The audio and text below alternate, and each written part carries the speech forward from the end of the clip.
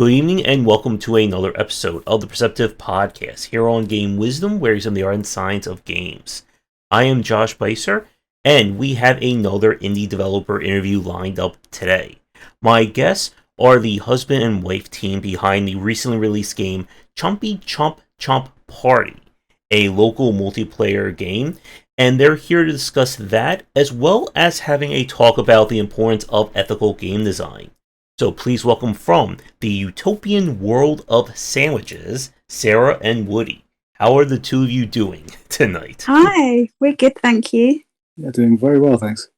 It is great to have you on. Thanks again for reaching out and wanting to come on and chat about game design. No problem. Really excited. And for any developers watching this, if you are working on an upcoming game or just want to talk about game dev in any capacity, please reach out. I'm always looking for new guests.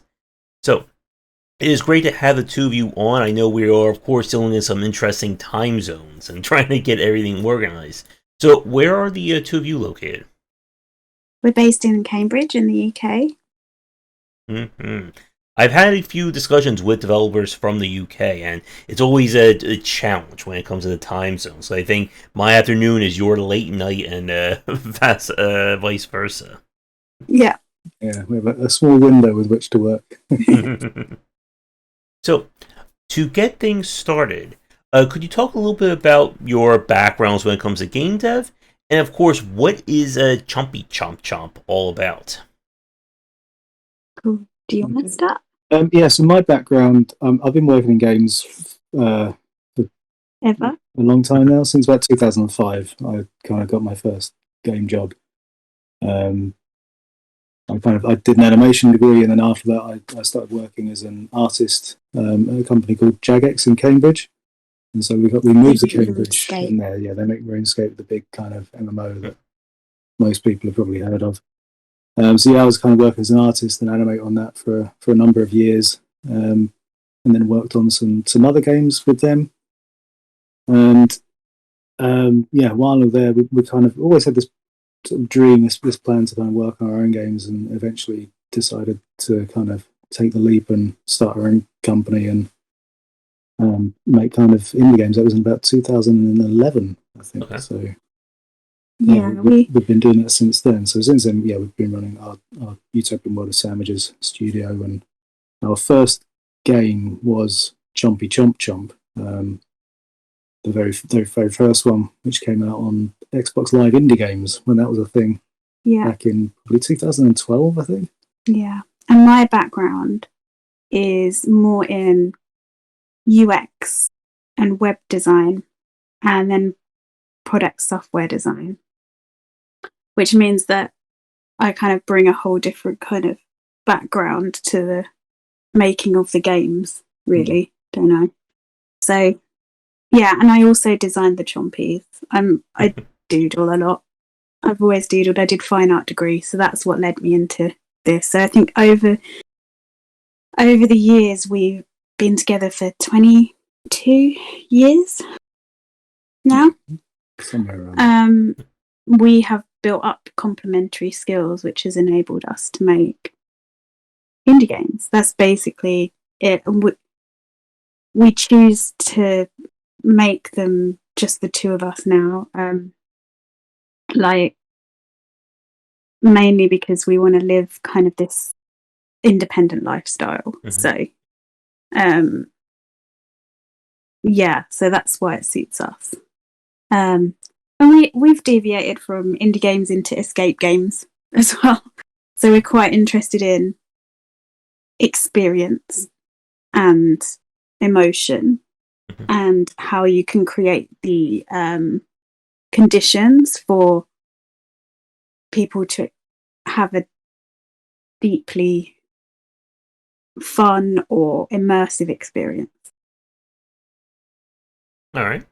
And for the people watching us recorded, what is a Chumpy Chump Chump all about?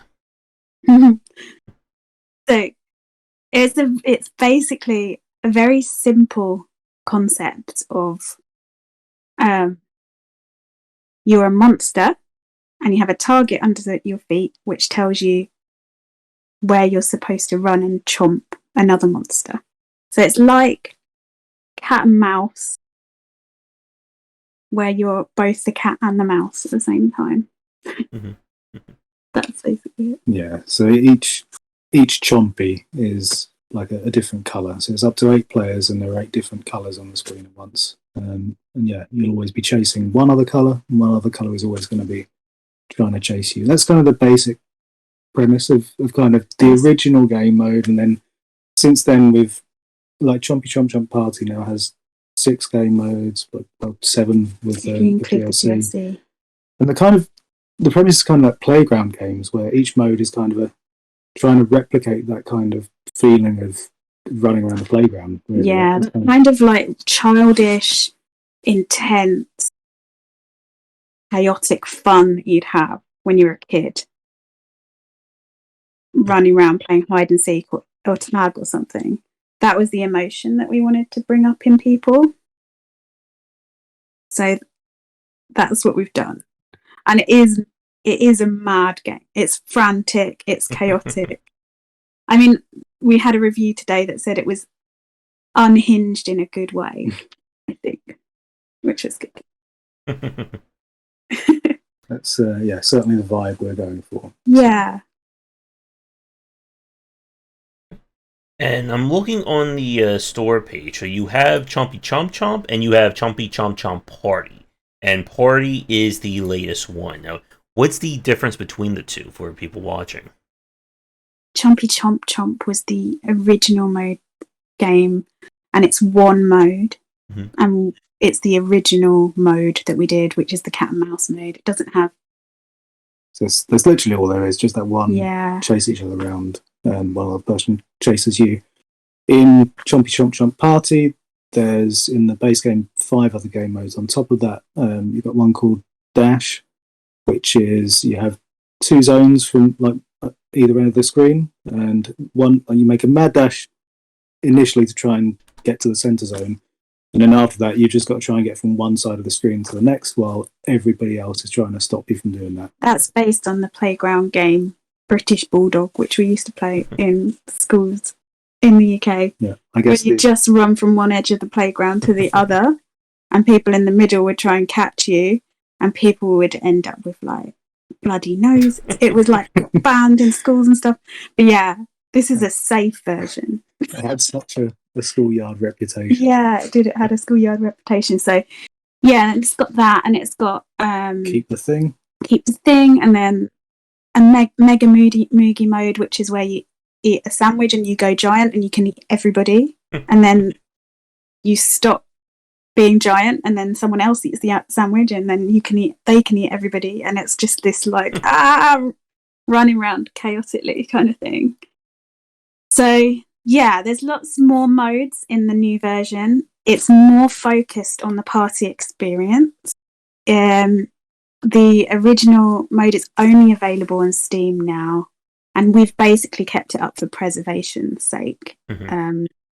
It's like the sequel kind of usurps it in every single way. It's like bigger, better in every single way. But it's 2D, it's in XNA, whereas the new version is 3D in Unity, and we're also going to continue developing on it. So we're going to keep on adding more stuff to it, hopefully.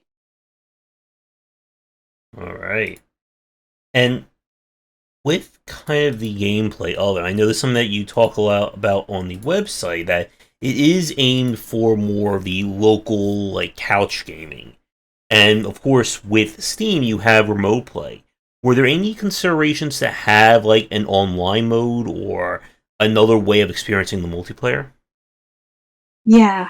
We considered it. We thought about it. The main thing was we did make an online mode for the very first version of Chompy Chomp Chomp, and it took a very long time. The problem is, if you have a game that is not split screen and it's all on the same screen, then that is a huge challenge to actually resolve things like lag, and it basically means you're compromising the actual experience too much, I think. I'd rather people really, really enjoyed the game. And I mean, it can work, and it did kind of work in the original Chomp Chomp Jump, but it really works when the lag is the smallest, because it's such a fast-paced game. Like I don't know if it's even 1 second and you've kind of traversed the whole screen. So any kind of delay, any impact, it just is very visible. Mm-hmm. And so after having tried that, I mean, it's also obviously online is a complicated thing to add. And when you're talking different platforms, if we add proper online for Steam, then you've also got to add online for Switch. You've got to kind of, and then if we do Xbox as well at a later point, you've got to integrate with all of their kind of services. And as one guy, as one kind of developer coding all of this, that just means that other features go. And we just sort of thought for this one, I think we just want to focus on the local side and make it the best kind of local experience it can be, without kind of spreading ourselves too thin. Otherwise, we can't. Otherwise, you dilute it. You dilute the experience that we wanted to create. And actually, the context of people playing together in the same room is what we've made it for. We've made it for families who, want a game that they can play together and have a really connecting, build memories kind of experience. And friends, we used to play games with our friends at uni until 6 a.m. Those are the kinds of memories we're trying to create. And we have played online games a lot, but we do not have those same kind of core life building memories from those experiences. So for us, we're mostly passionate about face to face, bringing people together. And I think with this game, and in the past with Chompy Chomp Chomp, we tried to kind of deviate from that vision, and we couldn't make this game to be as we couldn't make it be something it wasn't. It is purely a chaotic face-to-face party game. I think we just have to be honest with ourselves about that. It took us a long time to get to be honest about that with ourselves. It did. Actually, it did take us a long time. Hard to. We're trying, because you look at it and it's a game. I mean, it's designed for all ages. It's designed to be simple. So we know that we want little kids to be able to play it. We want old people that maybe aren't familiar with games to be able to play it. So it really can bring everyone together. And at some point, you need to kind of stop trying to cater for everybody and everything. You've got to have a focus to design around. Mm-hmm. Yep. It's got to drive your choices. You need to know where those choices are going to take you in the game design. And I think that's where the context is so important. The context of being in the same room. You can design a game for that context. We chose that one. Some people might design a game for people to play on their mobile phone in their pocket on the bus, Or I don't even know if a lot of game designers really think about the context that their players might be playing a game in. But we do. Mm-hmm. Yep. And trying to get that context of who you're trying to aim for is very important, especially when you're trying to build a party-based game. And again, 4 people watch us record, we have certainly played a lot of very interesting and different multiplayer, cooperative, competitive style games here on the channel. And part of that challenge, I think, is trying to figure out just where you want to aim in terms of a party-based design. Because I think one of the challenges that we've seen, one thing that I personally have seen from a lot of party-based titles sometimes, is that they sometimes just don't have, I guess, the legs in terms of a more complicated, more involved multiplayer. And what I mean by that is we've played these games where we enjoy it for the 10, 20 minutes of play, but then there isn't that same, I guess, come back to it, that pick up and play nature, where it's oh, do you want to play this game again next week or the week after? And it's interesting how we've seen games try to compete against that. If you look at something like the Among Us or Fall Guys, where they feature very simple loops, But then they, at least with Fall Guys, they try to put the whole live service and, attach that kind of, oh, we want you to play the game, 10 to 15 minutes every single day and try to hook people that way. Yeah. We actually don't mind if you only play our game for 3 minutes, as long as the experience of those 3 minutes has been intensely memorable. Mm-hmm. So for us, time doesn't equate to time or engagement doesn't equate to design success. And I think we do want to challenge that from an ethical point of view. It does lead into kind of the ethical game design discussion, doesn't it? Very much so. Mm-hmm. I guess we don't want to steal people's time. We don't want to make people kind of feel like they have to play or like feel like they need to dedicate a certain amount of hours to get the real sort of enjoyment out of this. Our game is very, very much designed for kind of short bursts. I mean, in some ways, it's kind of so fast-paced and so frantic. I'm not sure quite how long you could really play it for. Like, really, like Yeah. An 8-hour session. I think you'd probably be a little bit But then crazy at the end of it. When we think about it, like the inspirations behind this game for us, we used to have these game nights like long till 6 a.m. in the morning, game nights at uni. And the inspiration for this game was those friends that we would play that game with initially, and now it's our kids. Those are the people we think about when we're designing. And when we had those experiences at uni, we would play for a bit. We'd play one game for a bit, and then we'd switch to another one, and then we'd play a different one for a bit, and then we'd play one, and then we'd go back to the one we thought everybody enjoyed the most. And so we're kind of seeing it in a context of like a holistic, like, connection experience that people might have it as an addition to their games night. Kind of part of an evening, part of an evening's entertainment, not the entire evening. Yeah, we're not In looking ways, to... That's a happy place for us to sit. Yeah, we're not looking to suck up people's time. Mm-hmm. And I think, and we were talking about this earlier as well, I think consumers often equate value to time spent. And I think that is also something that I would be interested in kind of discussing and challenging a little bit, because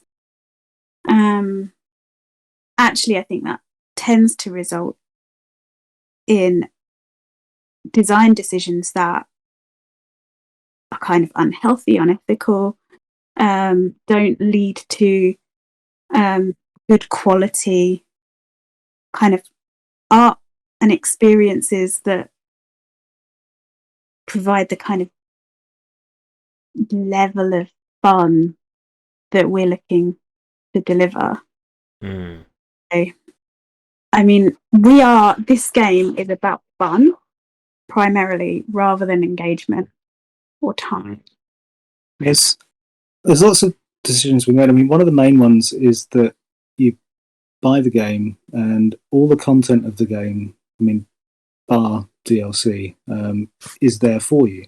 Like, nothing's locked off for any kind of time limited things or anything you need to unlock. And that's mainly because of the purpose of, why we made the game for, is we just want everybody to have access to everything. It's a party game. You're supposed to enjoy all the content. We don't need you to spend time to unlock something you've already paid for. Mm-hmm. I think that was due to an experience we had with the game we played. That was very much. So is it Bomberman Generations back on the GameCube? It was like our best game at uni. Like, that was the game we played probably the most on those games nights when we were up till 6 a.m. Between that and Monkey Ball and Billy Hatcher, where we'd end up wanting to just hit each other. It was just that was brutalist multiplayer game. That's good but infuriating. But Bomberman Generations, we'd played it to death. We had played it to death, and we found out that you could get a special bomb if you played the single player mode. And we hadn't even touched the single player mode, so we didn't know how bad it was. Like, the multiplayer mode was amazing, but the single player mode was basically, they'd made the decision to bulk out the game to try and appeal to people, a bit like... It was a bit of a slog. It was a lot of hours. And I think because the only reason we were playing it was just to get this... We did it in shifts with some of our friends. So, like, we literally took 2-hour shifts each, and the rest of us would leave the room and leave them to play until we got this special bomb. And then it was so disappointing. We were so sad. I think at that point, that was it. It cemented the decision. Let's never do this to anybody. Let's never in a 40-hour single-player experience to unlock a thing in multiplayer that is basically actually not that great. Yeah. So we respect our players' time. I think that's the main thing. Yep, and as you're describing like games like Bomberman Generations, and especially what we saw over like the 2000s into kind of like the early 2010s, there was that big push to try and get every gamer. You know, every single player game needs a multiplayer mode, and every multiplayer game needs a single player mode. And as we've seen in a lot of cases, they tend to dilute one another. That if you're building a predominantly single player game, why do I want to sign on for multiplayer with matchmaking and rankings and unlock cosmetics? And then conversely, if I want to play a game with my friends and my buddies, why do I want to play this like kind of watered down, 8 to 10 hour long, okay, it's like multiplayer except you don't play with anyone version of your game? Yeah. It's interesting because there's this kind of fear as a developer. You're making games, you're selling a game to somebody, and you kind of, when you're selling just a multiplayer experience, like personally, I've been a bit afraid. Where you think, well, what are people going to do like when they don't have their friends around? And I think ultimately, it's okay for them just to not play your game, but you're worried that but they'll get more value out of it if it's got single player. But that's the time sunk thing that I was talking about, where people seem to equate time to value, and it's just not. If you have 1 or 2 amazing nights playing Chompy Chomp Chomp Party for $8.99 or whatever it is that we charge, I think that's worth it. If you spend 50 hours playing it, sure, that's great, fine. But I actually, that's not my aim. As a designer, my aim is that you remember it. I mean, with the original Chompy Chomp Chomp, we have, because we made it so long ago, the kids that we play tested that game with have now grown up, and we've watched them grow up playing the game and wearing the t-shirts and loving it, and it's become like a part of the fabric of who they are. Because they play it with their parents, they play it with the people they love, and they have so many good memories of it. To us, that is much more meaningful. Mm-hmm. And I think to your point about kind of time spent equaling quality to a lot of people, I mean, this is certainly something that we see from a lot of people who cover video games, that if a game isn't at least 20 to 30 hours long, or if the multiplayer experience can't last for 6 months, a year's worth of content, then what's the point of really covering it? And I guess, it's something, again, for the two of you you may not watch a lot of the stuff that I do here, but I have played lots and lots and lots and lots of indie games that can be maybe 3 hours. It could be maybe a 40-minute long game. And that's where we usually see a lot more interesting game mechanics and design from smaller titles that don't need to worry about having 100-hour minimum gameplay. And I think one of the more important points to what you said about kind of short-form engagement is that good multiplayer design is often about having a very short gameplay loop. It's not supposed to be a match lasting 3 hours long. I think most people would start to pull their hair out at that point if they want to have a match like that. But it's about making a really good a 3 to 5 minute long game, and then people wanted to come back and keep playing that. One of my favorite, I think, very underrated multiplayer games was Ultimate Chicken Horse, which I'm not sure the two of you heard of that one yet. No. I've heard of it. I've not played it yet. But It's kind of like a. I think the lights just went off as soon as I said that. Let's know a timer here. Uh-oh. Turn it back on. Alexa, turn on relax in a bit. Sorry. Oh, there we go. All right. Some automation gone wrong. With something like with Ultimate Chicken Horse, it is one of those games where you're trying to compete with platforming, where everyone builds a level like one piece at a time. So, like, I put something down. Oh, wait, am I hearing some feedback? Okay, I think we're good. All right. 3, 2, 1. So, with a game like Ultimate Chicken Horse, it's a game about like everyone building a level like one piece at a time, and you're trying to compete to make a level that only the winner can actually get through. And again, it's a game that's maybe 10 minutes, maybe like 12 to 15 minutes at most per match. But it's again a game that you want to keep playing. You want that 12 to 15 minute loop to go again and again. And it's very much akin to what we see from roguelike design. That you're not trying to build a 20-hour long roguelike. You want maybe 30 minutes, an hour long roguelike that everyone keeps playing again and again and getting that engagement out of it. Yeah, I think that's really key in kind of multiplayer design is getting that kind of that loop time right. And it's going to be different for different games depending on what's going on in it. It's kind of fun, that right sweet spot. Yeah. I'm sorry, Woody, for that first part, your like voice was kind of muffled. I don't think we quite got that. May have been holding my hand over my apologies. I've done that a few times on my phone.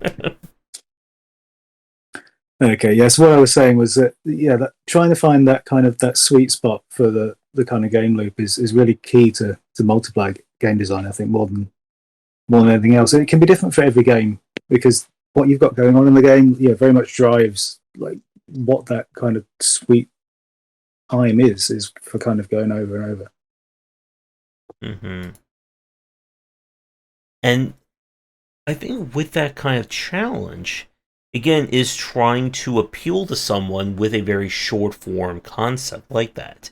You want someone to want to keep playing that game, but at the same time, when you're delivering like multiplayer in particular, like this is something that I've ran into, and for my regulars watching this right now, we can sometimes have a nightmare when it comes to getting people organized for multiplayer. And of course, the more players that are kind of like the standard for your game, the harder that becomes. Again, like for people watching me, we have played Left 4 Dead. It's one of my favorite multiplayer games. And the problem, however, is that in order to have like your standard versus, it's at 8 players. And as someone who has been organizing developer podcasts and trying to get schedules for now a decade, getting one person on a different time zone is hard enough.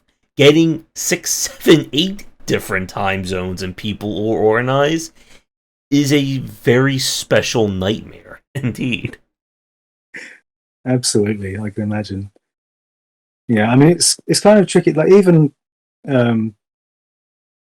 like so Chomp goes from like 1 players, and you can fill out with AI bots and things up to 8 players, or to like 8 real players. And like we're well aware that like as soon as you go for that market, that as soon as you go for that kind of, especially a local multiplayer thing, it is a niche, and it is a niche you're trying to fill, And I guess the more players you try and get into one space, the more niche that becomes, and we can see, from kind of data, like the sweet spot is kind of 4 players. Like a lot of people, it's very easy to get 4 players in, and then as you start going up to sort of 8, it drops off like quite rapidly. But I think when you do get that kind of that experience of having that kind of 8 people in a room together, like this is quite different. It's really very loud, it's very frantic, and that's kind of, it really accelerates the sort of emotion in the room. It gets very, very exciting very quickly, but it's a difficult moment to kind kind of capture. It happens every now and then. But I think the other thing, like going back to the time, for those sorts of environments, like when you've got a party with that many people, like it's difficult to herd that many people, and like going for a longer experience at that time, especially if you're going for local, like it's going to be difficult. So aiming for those kind of short, kind of between 1 and 5 minute matches means that people can drop in and out as they come. You don't have to have the whole 8 players all the time. It's just a lot easier to make sure that your kind of party game at that point is actually going to be kind of playable and is going to fit around the kind of the needs of people in the same sort of environment, really. Mm-hmm. I've not seen many. I mean, I can't think of a local multiplayer game that has like a really long, more than 10 minutes or loop. You probably know more than I do on this, but party games are generally. I mean, I guess you've got like Mario Party. I mean, that's one thing. Like where we played Mario Party before, and as fun as it is, it can be a bit of a, especially with the older ones. I've not played too many. It's a bit of an ordeal sometimes. It takes a long time, and by the end of it, you're wishing it would end. But I've not played a Mario Party game for was it since 9? So I'm not sure if they changed that in the newer ones at all. But but the mini games themselves are beautiful. But the big long loop is very much a. Yeah, and especially if you're not in a winning position. Yeah, and trying to have that lengthy time commitment, I think, is certainly a challenge for some of these multiplayer games. Because again, asking someone to sit and say, "Hey, we're going to play a game," it's at least an hour or 2 hours long. It can be very draining, especially again if you're not winning, or if you messed up 20 minutes in and now you're just like completely behind for the remaining time. Yeah. You get that with board game nights, don't you? Mm-hmm. Like board games where that can happen with, where you're like, we're playing Risk, and now we're playing this for like 10 hours, and I already know I lost because I didn't get Australia or whatever. I think ages matter as well. I think it's easier. I think there's a period of your life where multiplayer and local multiplayer is really easy. It's when you've got like time and friends and free time in the evenings. And suddenly, as soon as you get kind of like kids involved, either the young kids, like they only have a certain amount of attention span, or as a parent to young kids, you've only got a certain amount of time that you can kind of fit in with people in the week. So for that, it's easier to not have to commit to a lengthy kind of session if you don't want. It's good to be able to kind of have that time just fit around you rather than the game kind of dictate how long something needs to be.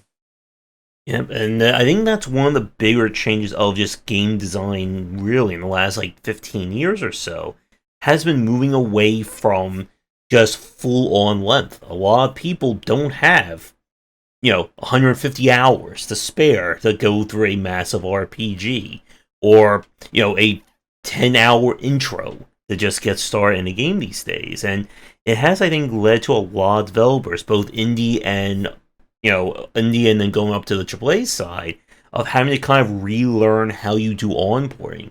How do you build a game around a very shorter, more condensed loop? Because if you don't do that, a lot of people aren't going to want to stick around and try and learn 30 hours of a game. Like, I'm definitely one of those exceptions to that rule, but that's, again, because I cover a lot of video games. For most people, you tell them, okay, you're going to start playing, then maybe in 5 hours you'll get it. They're out. Like, why would they want to stick around? And I think another aspect of this has, of course, been the rise of having refund policies on games these days. You're not stuck with a game anymore.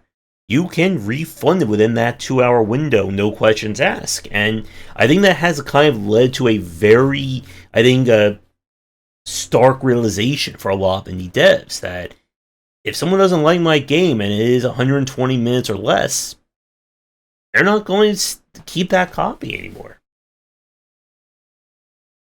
Yeah, that's kind of an interesting one. It's a real kind of new sort of thing that's come out where, I mean, I guess for us in our position for our game, it's got if you're buying it, you're going to want to wait around to play with friends. But for a single player experience, especially, is it Steam's refund policy? It's sort of 2 hours, and it's a really I can see how that'd be really tricky and kind of frightening in a way, where You're almost giving it away for free. Yeah, I mean, you're relying on people's honesty at that point. Mm-hmm. Like, you could vote. There's absolutely nothing stopping anyone. Or their willingness to support you.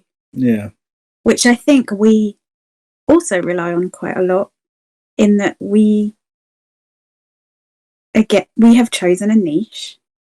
We know that not everybody will want to play this game, and that's okay. We're hoping that enough people will be super fans and will basically really love it.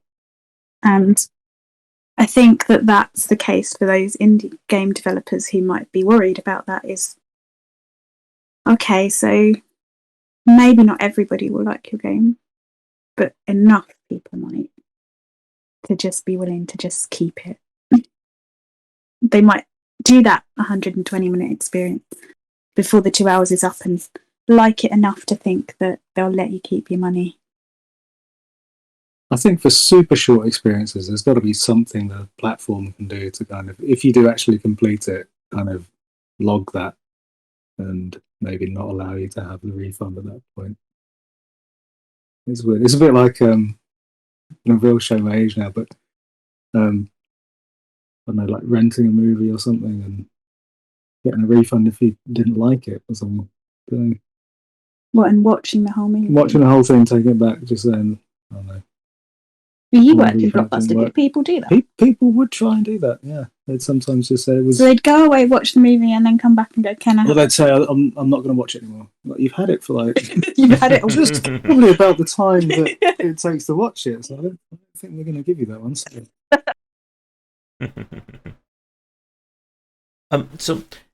Here's a question for you, Sarah, with your background in UX design. So I wanted to get your thoughts on this. What has been, like, as someone who has studied and worked in UX design, like, what are your thoughts on kind of like its use or its approach when it comes to game design? And what I mean by that is, we're in this period where a lot of people are talking about the importance of accessibility and approachability in games. And it is a very interesting challenge, I think, for some people to understand just how important UX is, especially when it comes to the onboarding of a game. It's interesting because I was thinking about this yesterday in terms of Chompy Chomp Chomp and how essentially it is the culmination of everything I've learned about UX. And you can see that it's, I think, been made by somebody who knows about UX, because it's got, even within the game, you're constantly getting feedback. You're getting visual information fed back to you to let you know what is happening. So you do that intuitively without even really knowing that it's happening. And there's so many little touches in it that we've put in iteratively due to playtesting and feedback that we've had that we've even forgot we did, you know. Like you said one yesterday, the Chompy scale. So the more... So the map sizes are a certain size. And when you play with just 4 players, the Chompies are a bit bigger. And like the first version that we did of Chompy Party, like even with 8 players, they stayed the same size. But then the maps felt really small. Mm-hmm. So a very simple tweak was to, as you add more Chompies in, you sort of scale them down so the smaller maps kind of still maintain that space that you need. And it was a really, really small tweak that then meant that, you know, every level is now playable between, you know, 3 or 8 players. Yeah. And it's one of those things you don't even really notice that much when you play. And I'm not sure, you know, if I don't point this out, I don't know if anyone would really pick up on it that much. But it's those tiny little things, those little details that you can only really get to them through iteration. Like you might have the foresight. It's iteration with playtesting. That is the key thing that I brought to this game from a UX perspective, is we constantly playtested throughout the whole development process. It has been playtested to beyond an inch of its life, and we did it quite methodically. Like we literally like held friends back from playing it so that they could play it later on when it was more developed. Or we had like friends where we were like, okay, we're going to have this, there'll be like the early prototype, people and we'll play with them. And so, and one of the things that regarding accessibility was because it's so colour based, we were very concerned about colour blindness. So we did as much as we could for that, and it is a colour based game. But one of the things we did was we made enough colours available that you had enough tonal difference that you can choose the chompies that suit the kind of colourblind people in the room, so you can tailor that.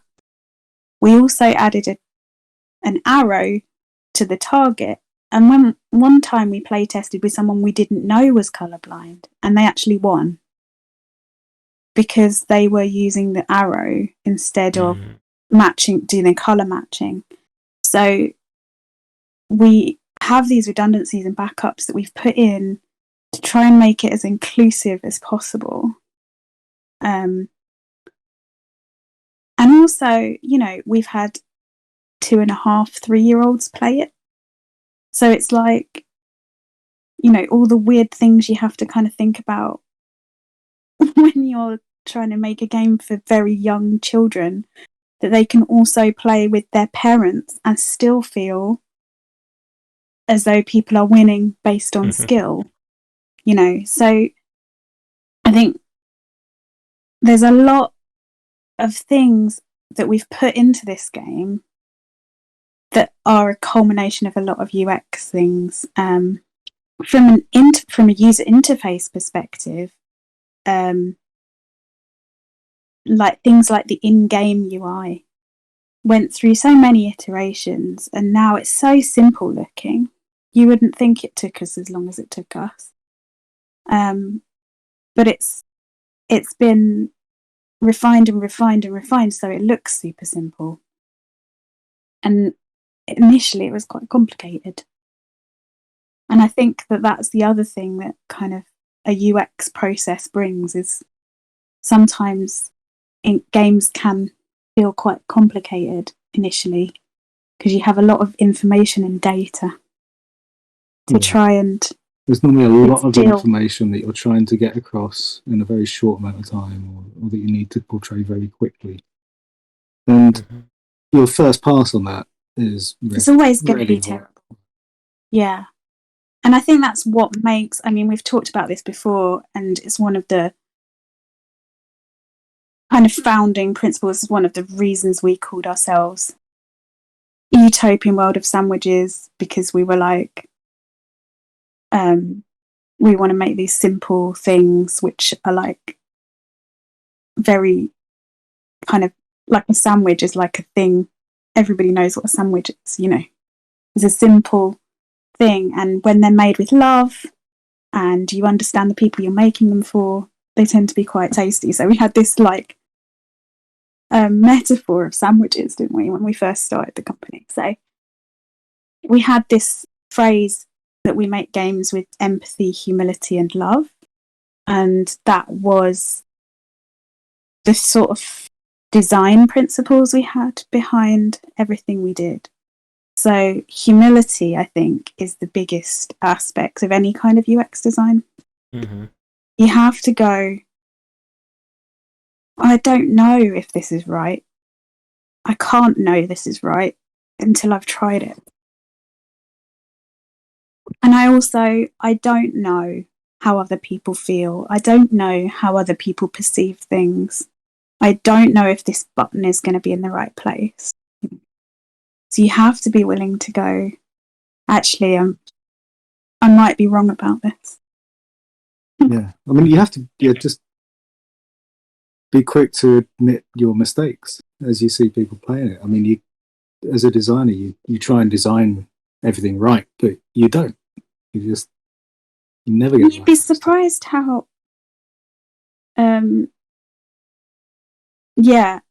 how that doesn't happen very often. With not just game designers, but a lot of designers that I know tend to think that they're either very developer focused or they're very visual focused. There's a difference between those developers and being a more UX focused designer. And I think those people would openly admit that they don't really know how to do UX as well. Because it's one of those things that tends to get tacked on in a company, like they think it's something they can do afterwards.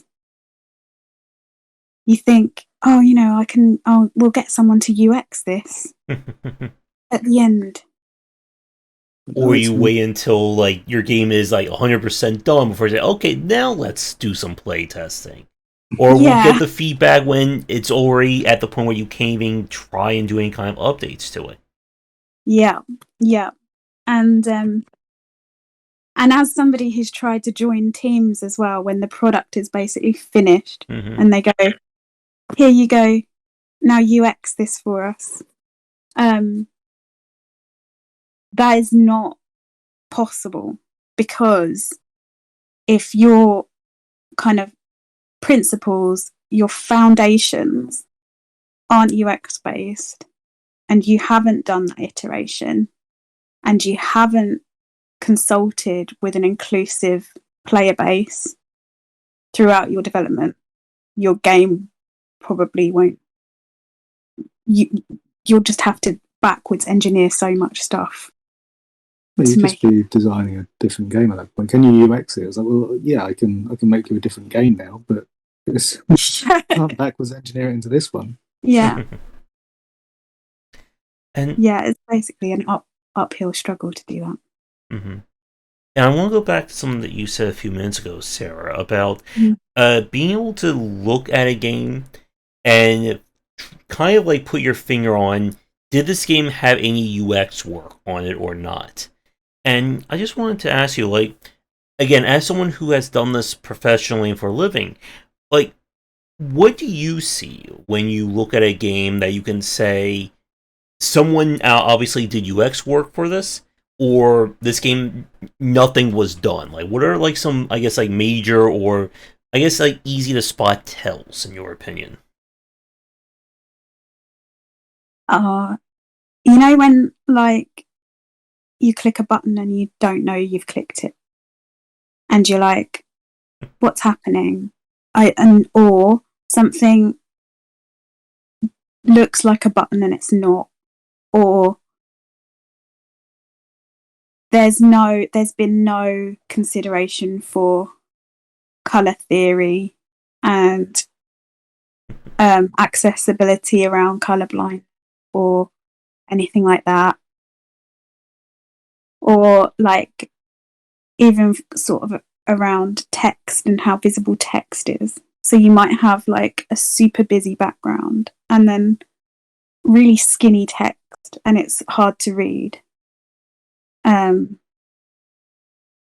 mean, you've probably got some good examples. You find it quite frustrating too. I think he's worked with me for so long that he could actually do everything that I can do, as much as It was part of what it's a bit like as well. I mean, when you work in companies and even for us, you try and instill kind of UX thinking inside everyone that's working on the team, not just like leaving it to one person with a specialism. You kind of want everyone to be thinking about that while they're developing. That's what I've spent my career doing, is trying to instill teams with UX knowledge as opposed to just being the owner of UX myself. So, yeah, that's why I hope that I have rubbed off on you a bit, because that is basically the aim. So, what do you think? Can you got an example? I don't know. I mean, sometimes it's normally it's just like a mass of buttons. I mean, it's quite often just it's easy. I think a lot of PC games do this, and it's just that it stems from like going from a very mouse and keyboard driven design. And then quite often they'll try and take that to console, but like at this point it's too late, right? We've just got to do a port, and that PC-based design with all of those many buttons is just getting chucked in, and you're just going to have to navigate it with a control and a cursor. And it's those kind of things that become really difficult to then kind of, because you've not designed the UX for the context. You're not thinking about how things sit, and again, like might get stuck with tiny text on a screen that you're actually now viewing on a console game, like several meters away, not just stuck with the screen in front of your face. So it's kind of those aspects that kind of stand out to me. Kind of a tutorial, a long tutorial was always a bad sign. Why? No, like if you've got a long tutorial, then you haven't succeeded in your UX. Your UX should be fully self-explanatory. You don't need it. Games can teach within the game if they're designed right, and all the best games do. The feedback in the game should be so visible that it takes you a few minutes to settle in, maybe, and you're willing to sort of invest those few minutes to figure it out.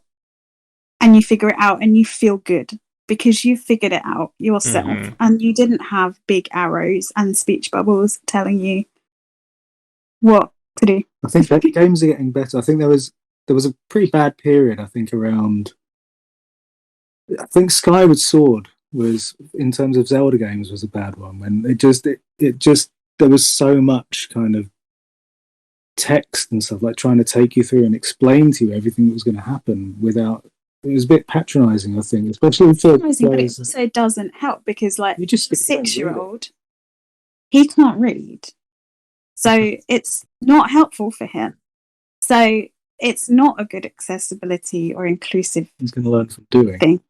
You learn from doing, and everybody learns from doing, and everybody learns from play. So, I mean, we have talked about, should we give people a bit more of a kind of like opportunity to play and learn in kind of learn about the game in kind of a more, because some people get put off by the fact that they have to spend 3 minutes learning how to play it and trash the first game, knowing that they're not going to learn it, not going to win it. But we decided not to in the end. But just having some way of people playing it is way better than doing a big long tutorial. And I can certainly share a few of my horror stories of the UX I ran into from a lot of indie devs over the years. And you certainly, the two of you made a lot of good points there about UX design. And again, why it is so important from a usability and approachability perspective. Well, what you just said about long tutorials is a really good one there. I've played games where tutorials like 15 to 20 minutes of, I want to listen to an entire backstory while I'm trying to learn how to move my character. Or to your point about, every 2 feet, we need to stop and say, now this is how you move left. This is how you move right. Press this button to use a potion.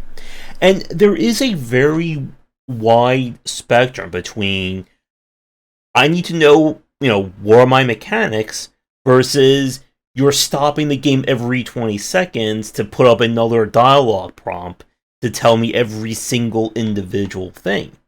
And a lot of developers, I feel, tend to struggle with that of how much information do you give the player? As some really good examples lately, I've been playing a lot of tactical strategy games. I picked up the Midnight Suns game from Firaxis, and the first 40 minutes to an hour is just, it's tutorials. It's, okay, this is how you play a card. Put the card right here. Walk over here. You can't do anything until you... It literally said, you can't do anything until you kick this couch at an enemy. So we just stopped the entire game for that. And there's always ways, I feel, to streamline this process. And like the two of you said, you don't want a super long tutorial. And the idea of trying to interweave the tutorial into the basic gameplay is oftentimes some of the better examples, especially for action-driven games. Platformers, I think, have gotten this down, at least some of the better ones, that I'm learning how to play this game simply by walking to the right and jumping. I'm understanding how high I can jump, what's my speed, and then we kind of go off to the races from there. Yeah, and it's also about being autonomous. Tutorials don't respect your autonomy as a player. And actually play is all about autonomy. So if you aren't allowing your players to have autonomy, you're not really allowing them to play, so it's not really a game. Yep. That's it. I'm working on a video and probably a post about pacing on that very same topic. I have played so many indie games where the first hour is maybe 30 to 45 minutes of cutscenes or hand-holding, 10 to 15 minutes of actual gameplay, and it's never at the same time. It's like, here, watch a 5-minute cutscene. Now do 40 seconds of moving. Now here's another 5 minutes of cutscene. Now 20 more seconds of moving. And it's one of those things where I think as an indie developer, it can be very easy to have that as a potential blind spot. You think, oh, I'm giving the player all this information about the story, and it's going to get them invested. But if it's an hour in and I haven't even actually started playing your game yet, I'm going to quit. And one of the things I do a lot these days is I check the achievement rates of games on Steam to spot the churn, to see when do people stop playing. And there are games where they will lose 60% of the player base within 10 minutes. Once someone realizes, oh my god, you mean I have to sit through 40 minutes of cutscenes, or when does this actual game start? They're out. And I think where that blind spot comes in is that some of these players, they don't refund the game. They still want to support the developer, so they're not going to issue a refund. But the problem is, that person's not going to come back for your next game, or the game after that. And we've seen, I think, a lot of indie developers get blindsided by that fact of, yes, my first game sold so many copies, and then it goes down to here for the second or third game because you didn't retain people. People, they want to support your game, but they're not interested in that same experience for 2, 3, 4, and so on. Yeah. And that's kind of what we were talking about optimizing the amount of super fans that you have. Mm-hmm. That's what indies really rely on, is the people who really love them, not the people who have them in a bundle and just don't ever really open the game. Mm-hmm. It's going to be it will be better to have a few people who shout about how much they love your game than 10 people who've bought it and don't play it. Or they only play for 40 seconds just to kind of say that, hey, I didn't waste the quarter on the Humble Bundle that I got for this game. Yeah.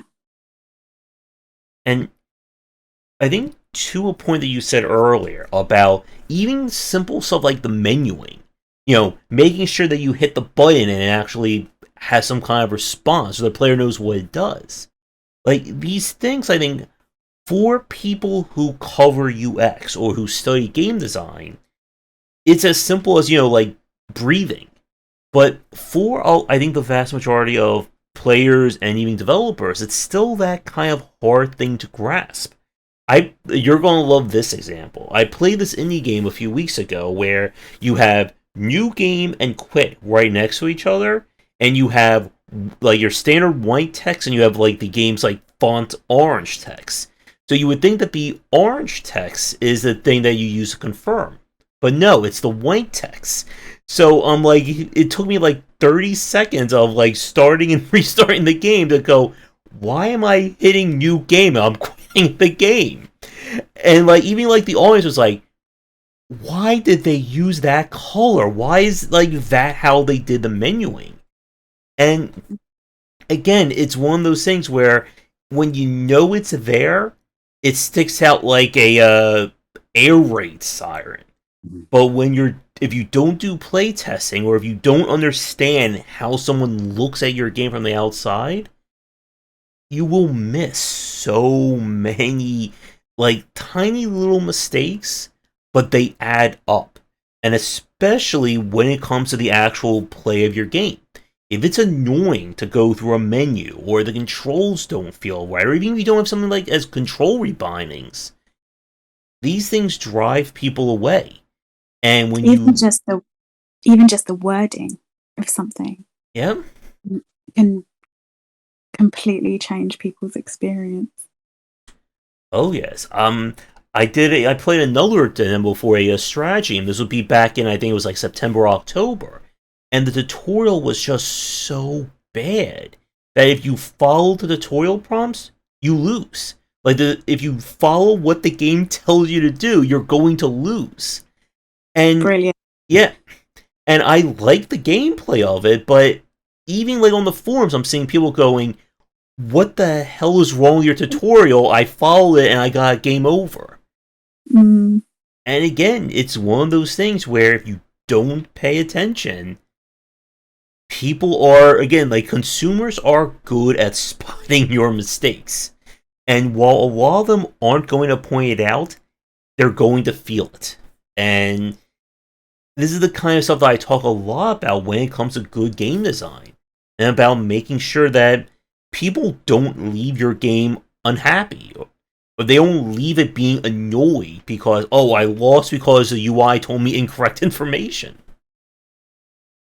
Yeah, this kind of flows back to the why we don't have online thing, because we know that that's not going to be a good experience. We know that people won't come away from that experience particularly happy in sort of 50% of the games, because of lag. So why give people a substandard experience when, it's something we don't have control over? So I think, and also you had a really good thing about this. You have. Well, I mean, because game development, I think it is hard. It's not an easy process, and that there are so many moving parts. And I think as especially indie developers, like in smaller teams with lower budgets, like you don't have infinite time or money to make everything right in your game. And so you have these kind of thousands of decisions that you have to constantly make while you're trying to finish it. And inevitably, at some point throughout the development process, you're going to make kind of bad decisions and sad decisions. Now, what I call a bad decision is kind of a decision that you've made, or a design choice that you've made that you think is going to be good, but you got it wrong. And it doesn't turn out the way you wanted it to. And, people kind of don't agree with your thinking on that. And then you've got the sad decisions, kind of the decisions that you have to make where, even though the ones that you have to accept, that this means that it's not going to be as good as I'd hoped, but we just, there's no other choice at this point, really. We just don't have the time to fix everything and make everything perfect. And at that point, it's really about like just making the best that you can within your resources. And I think for indies in particular, like you probably see a lot more sort of obvious mistakes and things than in like larger studios. And it's not like larger studios can also fall prey to these things, but it's a resources thing a lot of the time. It might not even be a knowledge thing. It might just be we just kind of had to focus on making other aspects right rather than fixing all the. But then that's where UX comes in again, in that if you are playtesting, it helps you to prioritize within the resources you have. Yep. So if you do not playtest, you may be making horrible decisions about how you're prioritizing that stuff. We did release the game with some sad decisions going, we accept that this isn't going to be as good as we wanted it to be. I mean, one is controller bindings. Like I would, I know that that's important. I know that a lot of people need that. It's like for things like adaptive controllers and things like, we really need that for accessibility. However, the complication of having, and particularly on the Switch, like having the combination of Joy-Con and disconnecting and reconnecting like live while you're playing, and it's just basically also, get yourself in a pickle code-wise, like so quickly. You're one guy trying to test an 8-player game with 8 controllers on a desk. Not an easy thing. So, yeah, I think when you're one person, you do have to make. There are battles that you can pick, and and if you play test, it's easier to know what the right things to focus on are, I think. For us, like, we actually cut whole game modes right at the last minute, didn't we? We've had a few, yeah, where it's just it's not come together right. It just hasn't it felt right. It felt maybe it worked better when I was playing like single player, and then actually translating that to many real people playing just hasn't had the feeling that we were going for. Just hasn't worked in the same way. So at that point, that's kind of you just got to be willing to make the chop for the good of the game. Yeah, and move on to the next mode. Try something. What we also found with those modes that we cut was that it was usually that we deviated from the vision somehow, and we'd tried to be a little too experimental from the core of what the game is. Like we were like, are you chomping in this mode? If you're not chomping in this mode, why are we making it? It's in the name. It's in the name. Like maybe we're trying to make a mode for a different game if like it doesn't involve chomping. Or and then like there are modes that we've persisted with. I mean, there was like dash mode, for instance. Like that started out quite different. The premise was the same. You had to run from one side to the other.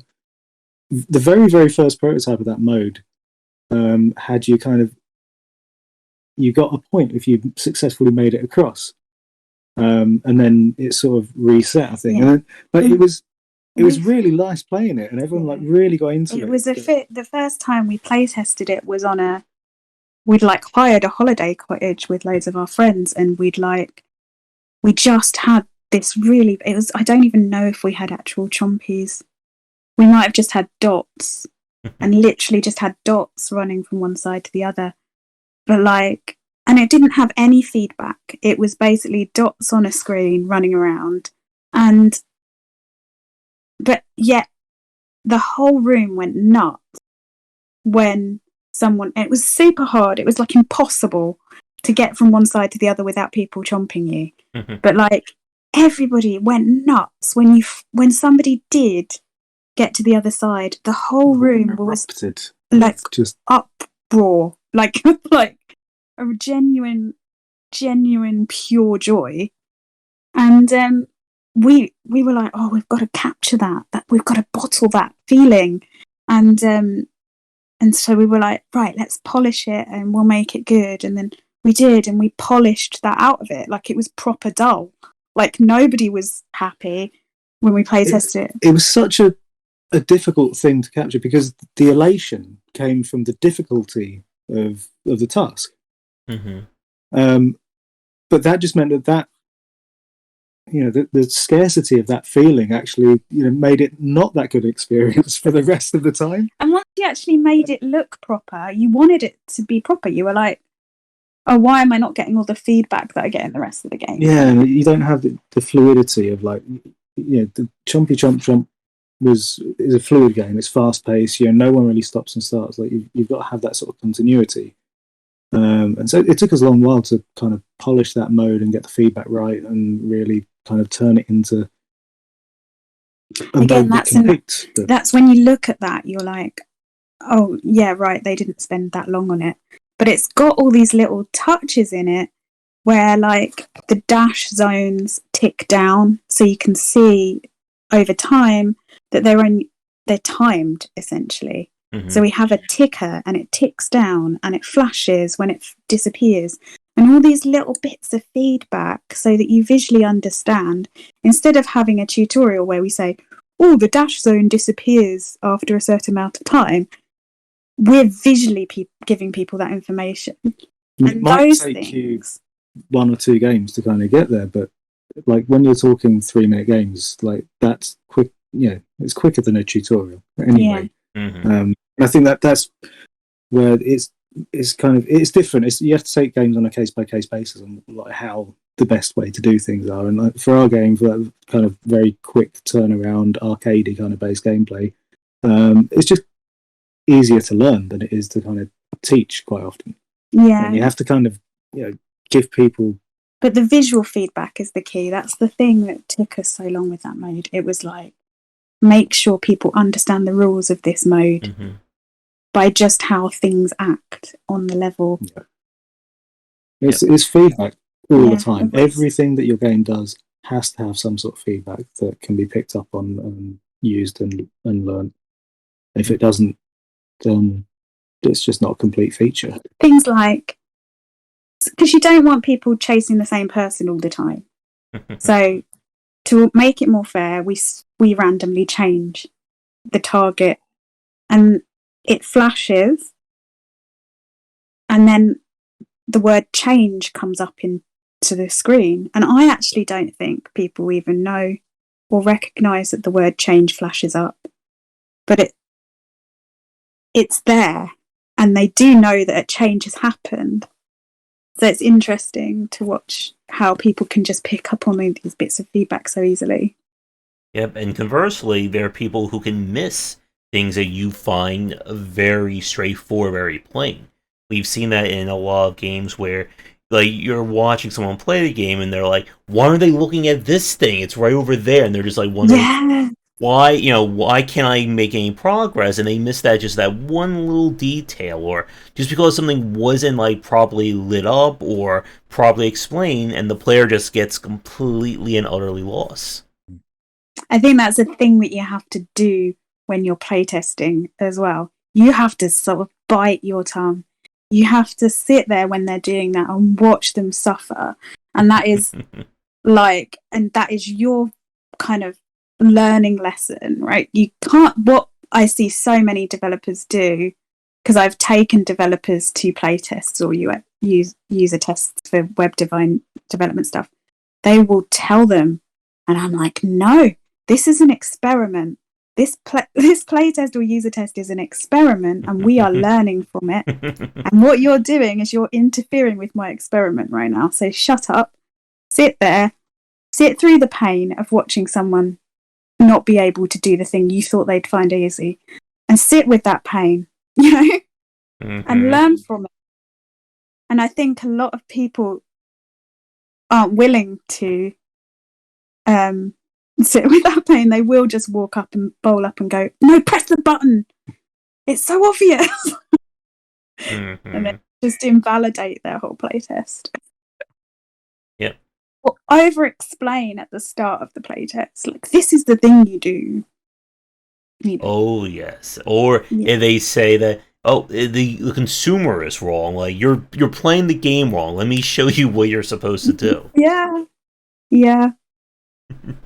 Here's how you navigate the menus in a YouTube video or something. And you're like, no. Yeah, so when it comes to UX, I mean, we can certainly sit here and talk who knows how long. But I also know that we have a time zone difference, and the two of you may start to fall asleep if we're not careful of how long we can go. So I do want to talk a little bit more about ethical design, because it's something that you mentioned very importantly on your website, about your thoughts and views on it. So for people watching us right now recorded, what is kind of like the mission statement from your studio with regards to ethical design? So we have an ethical game manifesto. The idea has been that over the last sort of 10 years or so, we have tried to commit quite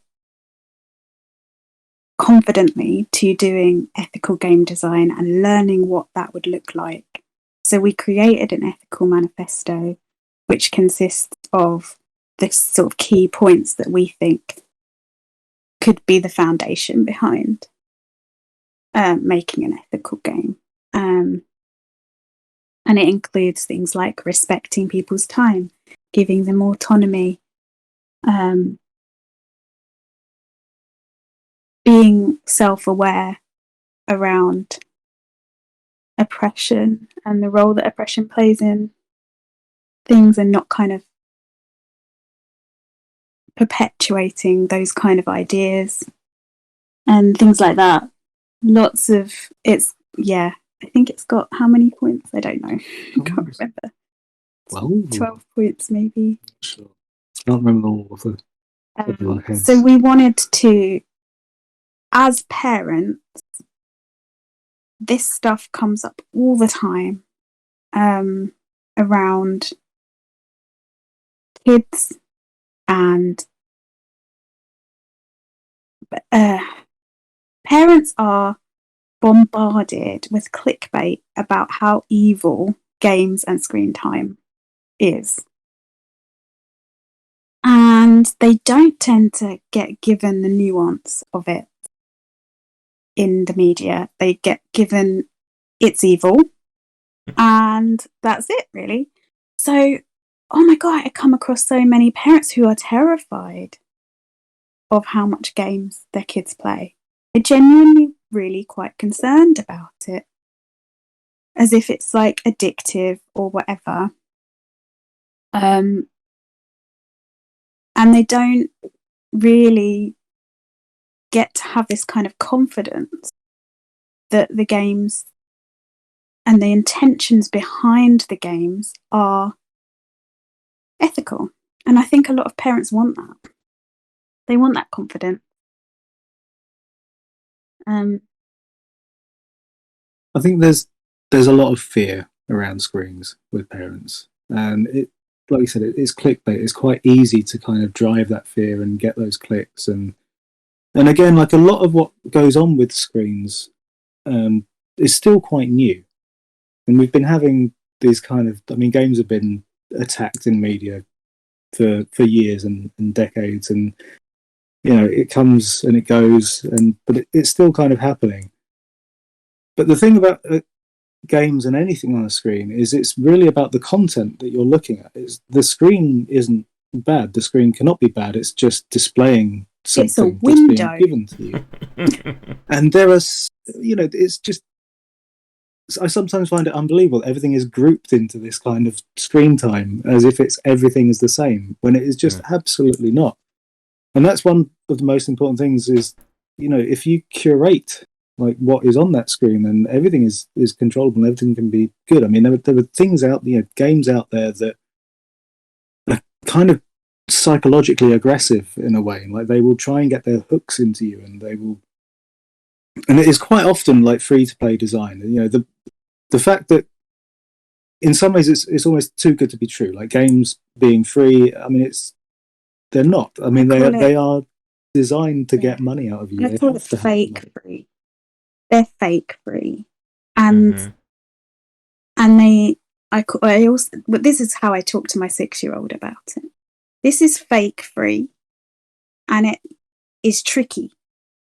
It has tricky elements to it. It wants to trick you, and that is how I talk to him. So he understands that those elements, and I educate him about what those elements are. And yet, you know, I think that there is room for the games industry to grow away from those tactics. So parents do not have to have those conversations with their kids. And to literally kind of build a foundation of trust where the games are ethical and they aren't trying to colonize your time or like suck your money out of your pocket, you know. So it's, yeah, so that's the kind of we created the Ethical Games Manifesto because we wanted to have one for our company to build our games on, but also we wanted it out there to start that discussion, to start having that conversation with people. So answer your question. It's a really there's probably more we can say on that, I think. And definitely a whole lot there to kind of break down. Like, to your point about people view like all screen time evil or all video games evil, that's something that I've had to fight a lot, where people think, oh, the video game industry is just Call of Duty, Madden, and now maybe Among Us. Like, those are the only 3 games that exist when it comes to what makes a video game. And to your other point about like free-to-play design, that there are people, and I've seen this, who will play a game like a Genshin Impact, an Arc Knights, or pick any mobile gacha-driven game, and they're fine with it because they know exactly what to buy. They know they're not going to spend, you know, $99 on that best thing. You know, that's the sucker's gamble. They know that if they're going to spend money, they're going to get this, this, and this, you know, and then that's all the money they need to spend. But the problem is that for a lot of these gacha-driven games or monetization-driven games I talk about in my book is that it's not aimed at them. I know if I spend money in any free-to-play game, I am laser focused on what I need. Those, best purchases, whatever, they're not going to bother me. It's for the other people. The people who can succumb to like gambling addiction, who can succumb to these traps and think, well, if I don't spend $49.99 on this, fancy skin now, then my account is over and my game is horrible. And it is about that kind of education because, as I'm sure the two of you have seen and you've experienced, that there is very overt monetization, but there's also very covert as well. There are a lot of little things that can really lead to like that kind of unethical design. And again, just like as we talk about with UX work, it's something that you either know it when you see it, or you have no idea that it's there. You can't comprehend that, they use this specific font, or they introduce things in this specific order to get you into that habit of spending money. Here's one that I'm sure the two of you are well aware of, I'm sure my audience. Requiring you to pull on a banner in any kind of mobile game as part of the tutorial. They want to get you interested in that. Or everyone's favorite, your first pull just so happens to be, a 5-star character, what's the coincidence that your first pull was that really great? I'm sure every pull will be just as great from that point on. Yeah, and there tends to be, again, going back to it, like a complete lack of respect for your time. So it's like you have to play every single day. And if you play every single day, you get these benefits.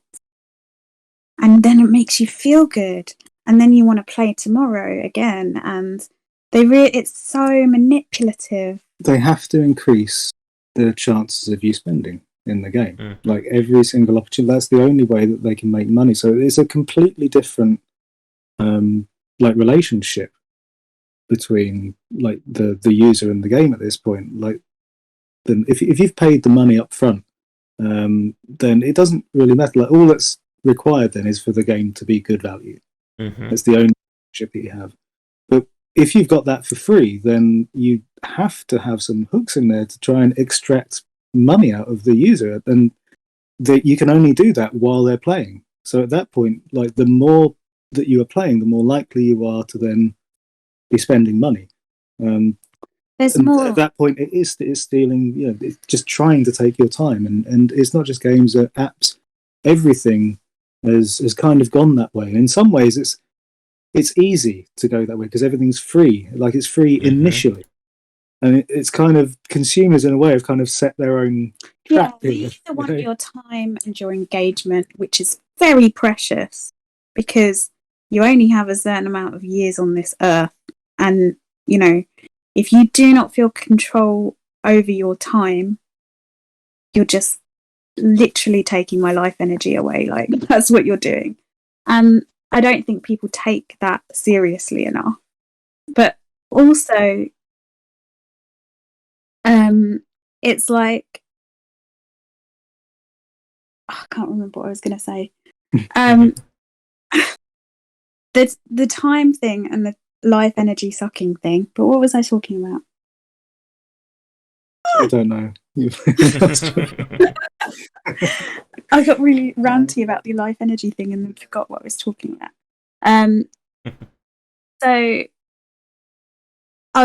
The other thing is that they talk a lot about this sort of psychological tactics where they have so much knowledge now. They have so much information. So it's either your time or your data and knowledge about you that they are gathering to kind of have an overall population kind of manipulation thing going on. So it's not just about you personally. You're contributing to an overall data collection thing where they just know more about people and they can do more to sort of manipulate. There's that well-known phrase. I can't quite remember how it's the wording of it, even who originally said it. But basically, if you haven't paid for the product, then you are the product. Yeah. And that's kind of where most of free-to-play design is. Anybody who would actually be happy with being either of those things, with having their life energy sucked away or having their data being used for mass kind of psychological manipulation. I just don't know anyone who would actually want that. But they, we end up in those situations. Mm-hmm. And again, like the challenge of this, and this is something I mentioned a lot of the book, is that this stuff works. It works really damn well. Sorry. That's all right. Yeah, it does. It works really well. And like when you look at something like a Genshin Impact, or even something like with Marvel Snap that just came out, I think like about a month or so ago, that these games make huge bank. And it goes back to that. And I guess here's the question I want to ask you, because this is something I'm sure comes up whenever we have these discussions. How do you tell someone not to do something that makes a boatload of money? That it's not that case of, you put banners and gotchas in your game sucks. It's, you put this in your game, and you can earn $20 million in the first month, or, even more than that. Mm. Yeah. I mean, it requires a different mindset in a way. Yeah. And it's not, just going into that with that. And it's business. I mean, that's the thing, like games are big business. So you can't expect businesses to operate in a way where they're not going to want to make the most amount of money that they can. It's like all of these businesses have shifted the entire market to this way of working, whereas now it's difficult to operate in other ways. Like it's a gradual shift that moves and it slides so slowly, and suddenly you're in like the marketplace that we are now, which is different from 15, 20 years ago. And people are just happily accepting now microtransactions in like fully priced games. We have people ask us, why do you not do those things? And we're like, well, because they're rubbish. Like, they don't make good games. They're just to suck money out of you. Yeah, but everyone does them. Well, yeah, but that doesn't mean it's a good thing. Like, you've just not, it's so normalized for people now. And this is why we want to have more of these discussions, because we don't think it should be normalized. We think we should be challenging it. We should think we should be standing up against it and saying, no, I don't want that anymore. Stop it. I think in some ways it's a little bit easier for maybe smaller developers to stand up against it, because in free-to-play, you're paying to acquire users, so it helps if you're coming from a place where you've got the money to spend to acquire those users. If you're a tiny studio that doesn't have the money to spend to acquire those users, then you don't need to do it in that way. You can go for a more traditional market, you can aim for a smaller niche, you can treat your players with a bit more respect, and you can bring them on the kind of the journey with you as to why that is a good thing. And you can survive on less money as well. We don't need to make £20 billion for our game to be a success. We just need to support ourselves. Yeah. That's it. So, but that's why we feel like we're in that position to be able to have those discussions, I think.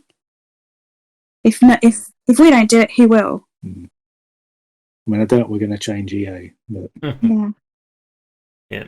But one thing we might do is make parents more aware. I think, like I said, parents get told all of these clickbait things. They get things get demonized. They have a lot of fear, and they don't necessarily have the knowledge of these design techniques to be able to be aware of them and to educate their children in them, to basically be more immune to them. Like, I don't think our 6-year-old, I think he's really quite immune to these things. Like, he points out when something is tricky now. When there's an advert before a game or something. Yeah, he's very aware that this is they're trying to sell him something, but this is the cost that comes with this game.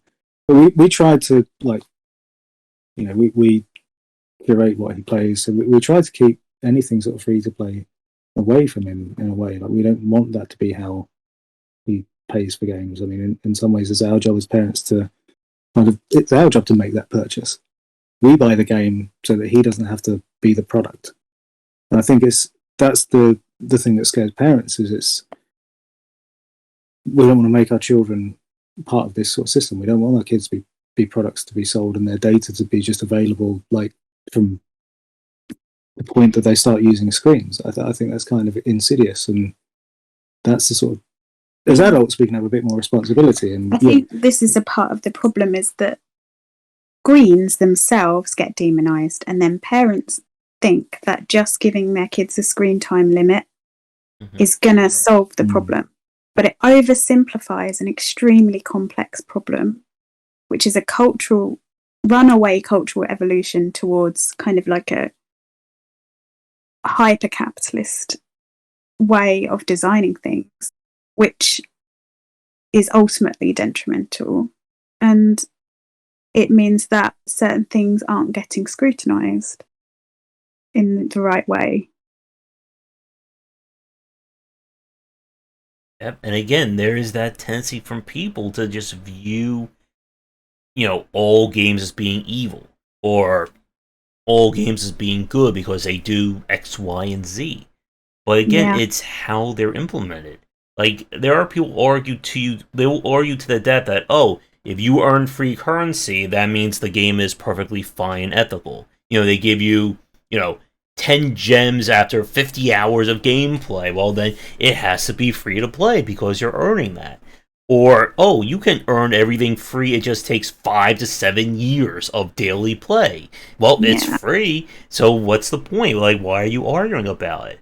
But, again, like you said, like, it really has shifted the industry over the past decade.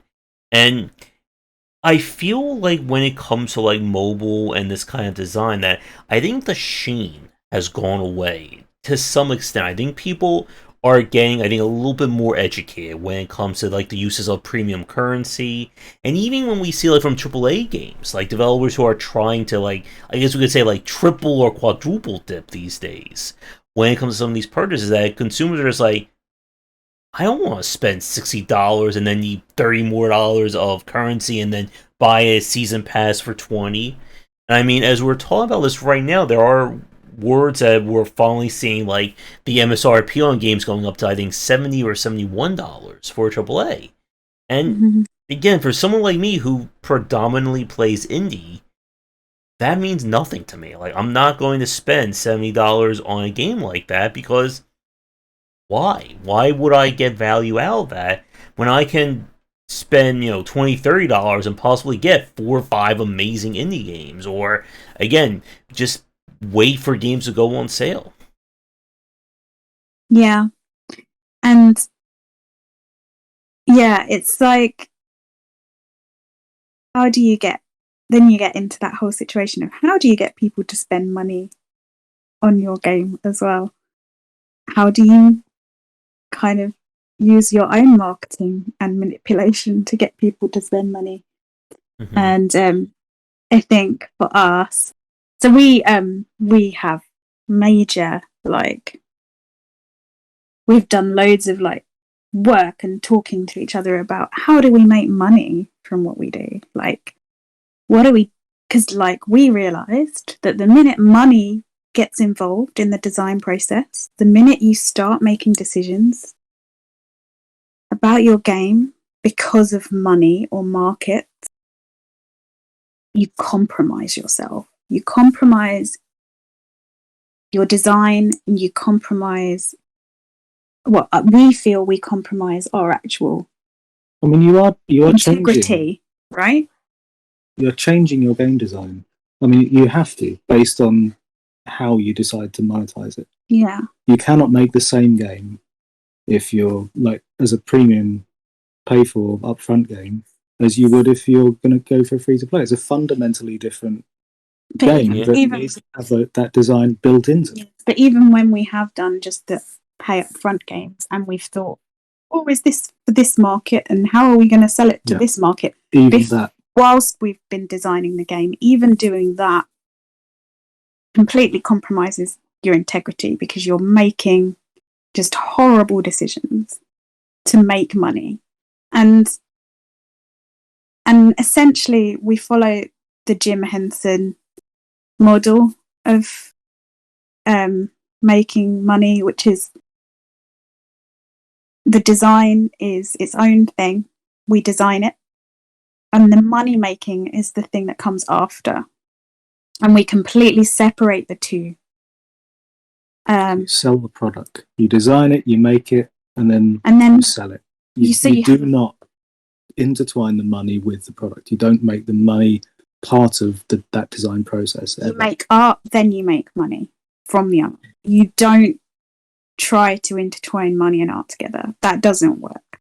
Yep, and like you said, there's a difference between having a gameplay decision in a game because you want to improve your playability or your approachability, versus making a game system or having elements specifically tied to getting the person to spend money.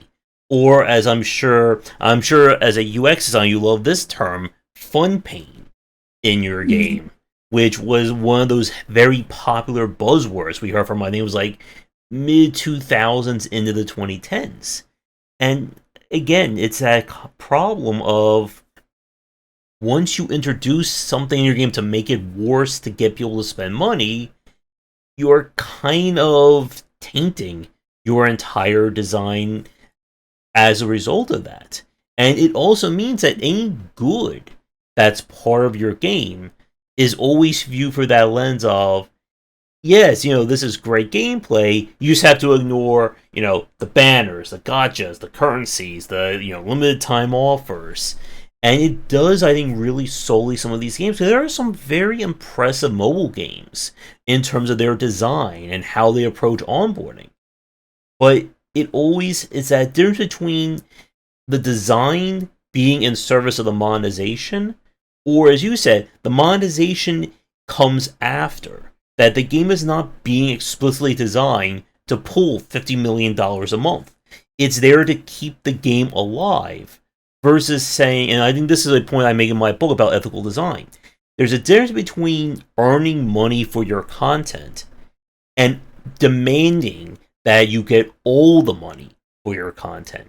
That because you make a new skin, that should be at least a $50 roll on a loot box, or $100 pity, or whatever. Yeah. We've got DLC in our game. We were like, oh, do we want to put DLC in? Let's have a good discussion about that. Does that fit? And we were like, oh, do you know what? Like, it doesn't matter if people buy it. It's just there. It's not like the fundamental core part of the game is there. We've got a game mode that's there for DLC that we think is probably worth the amount of money that we're selling it. If we wanted to do DLC in the future, we did have to release with some DLC. So we were like, let's try this. Let's see what we can do to learn from it. But it's literally just there if people really just want to chuck a bit more money at us. Yeah. There's two key reasons in that fans can, I guess, give a bit more money if they want to support us and get something from it. Mm-hmm. And the other thing is, like, we know how we work, and historically in the past we've wanted to do updates to our older games, but realistically, when there's no way to kind of market that new content, as like it gives it, and even like talking about marketing like makes me feel a little bit dirty, but basically making that content, it costs us to do. So we kind of, the only way to really ensure that we are going to do a good job with that, and we're definitely going to follow through with our plans, are to make sure that we do get. It was a sustainability decision. So it was like, can we sustain continued development on this game? Then that will be DLC. So it was more about, that was the decision, sustainability, as opposed to make £1 million, manipulate people into buying it. It was more like, if you really like our game, you can buy this little bit of extra content, chuck a bit more money at us, and we'll make you more content. So the plan is that some stuff will be DLC, but then that will also support development going back into the base game and updates and new features going into that as well. It just means that we can continue supporting it for longer than if we didn't have DLC paid for, basically. Yeah, it's just a way to kind of for the people who really wanted to give us more money to give us more money. Then we do have people like that who say, why are your games not more money? I would give you more money. And again, I think to kind of like clarify or to summarize the situation, that there is a difference between making content to support the game or to grow the game versus explicitly making content there to just sell someone on an additional price tag, or even make your game worse to get them to buy, additional inventory space or level skips or anything like that. And it is just a very, it's one of those conversations that we shouldn't need to have. And I said this in the book, in a perfect world, we wouldn't need to have a section about, the ethical section in my free-to-play book is, the largest section in my book, because there is so much to cover from it.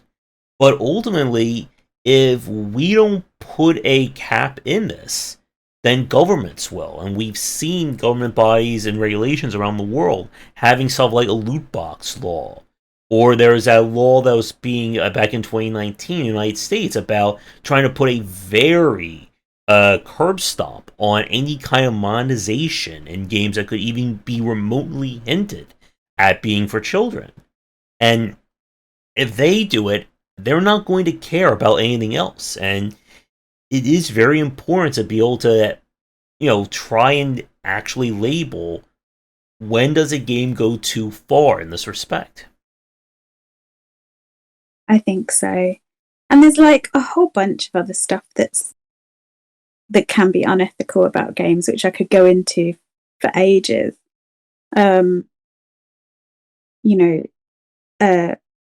Like we talked about oppression and stuff, but it's things like we're in a climate crisis and lots of games reward you for cutting down trees. And or Animal Crossing, which I play with my son, it's a bit like you pop off to an island and you colonize it. It's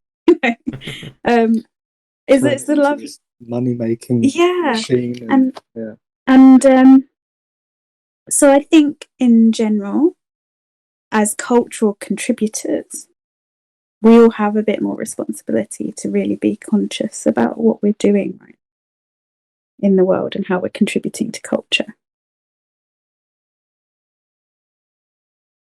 So I think with that, we are approaching almost 2 hours in.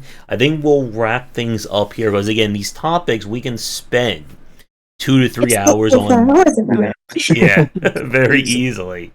So I guess for the two of you, do you have any final thoughts on Chompy Chomp, on ethical design, on UX? Anything you would like to say to kind of put a cap or tie a bow on our little discussion?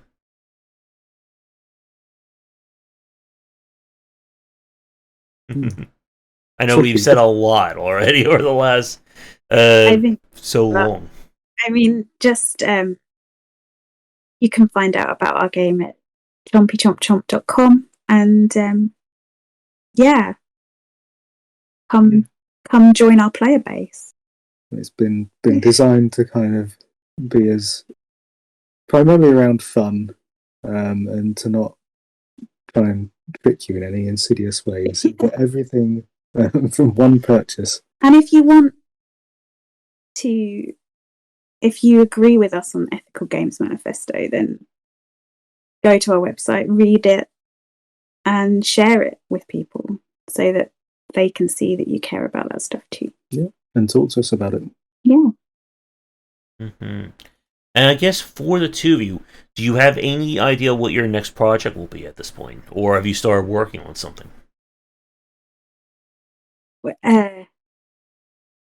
We still have a lot of plans for Chompy Chomp Chomp. we want to add a tournament mode. We want to add a couple more game modes, and so we do have a few plans for that.